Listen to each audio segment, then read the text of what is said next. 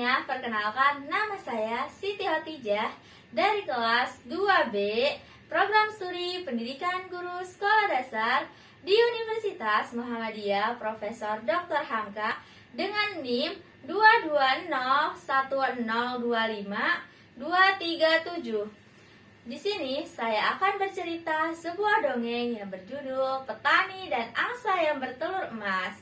Selamat menyaksikan. Di suatu sore, saat petani berjalan pulang dari kebun, ia melihat seekor angsa yang kelelahan. Tubuh kurusnya membuat petani merasa tidak tega. Kasihan sekali angsa ini. Pasti tidak ada yang mengurusnya. Sesampainya di rumah, petani langsung memberi makan angsa dalam jumlah yang banyak. Angsa pun langsung menyantapnya dengan lahap. Kemudian, petani membuatkan angsa tersebut kandang dari rotan yang diletakkan di belakang rumahnya. Keesokan paginya, petani menghampiri angsa untuk memberinya makan. Ketika tiba di kandang angsa, tiba-tiba ia dikejutkan oleh sebuah telur yang bersinar-sinar sampai menyakiti matanya. Apa ini? Bagaimana mungkin angsa yang aku temukan kemarin di jalan bisa menghasilkan telur seindah ini? Melihat kejadian yang menakjubkan itu, sang petani bergegas pergi ke pasar untuk mencari sebuah toko emas. Saat di toko emas, petani langsung bertanya kepada sang pemilik toko. Apakah ini emas asli? Pemilik toko langsung mengecek telur emas yang dibawa oleh petani. Iya pak, ini emas murni asli. Jawaban dari pemilik toko emas tersebut membuat petani merasa kebingungan. Bagaimana jika telur ini dijual saja pak? Pasti harganya akan sangat mahal. Apalagi ukuran telur ini juga cukup besar. Setelah mendengar perkataan dari sang pemilik toko, sang petani langsung menjual telur emas saat itu juga. Ia pulang dari toko emas dengan perasaan yang sangat gembira karena membawa uang yang sangat banyak. Hahaha, akhirnya aku akan menjadi orang yang kaya raya. Sejak saat itu, angsa rutin mengeluarkan sebutir telur emas tiap paginya. Hal tersebut membuat petani semakin senang.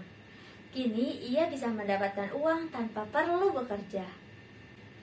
Walaupun setiap hari sang angsa mengeluarkan sebutir telur emas, rupanya tidak membuat petani merasa puas.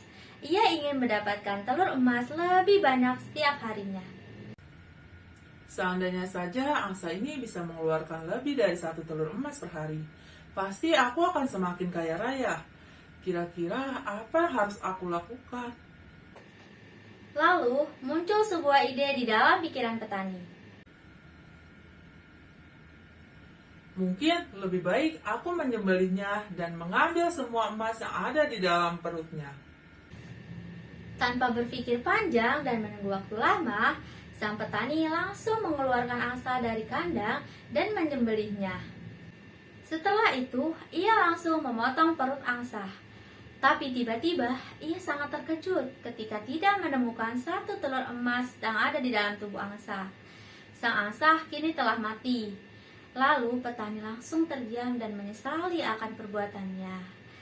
Sang petani telah kehilangan angsa ajaib dan telur emas untuk selama-lamanya.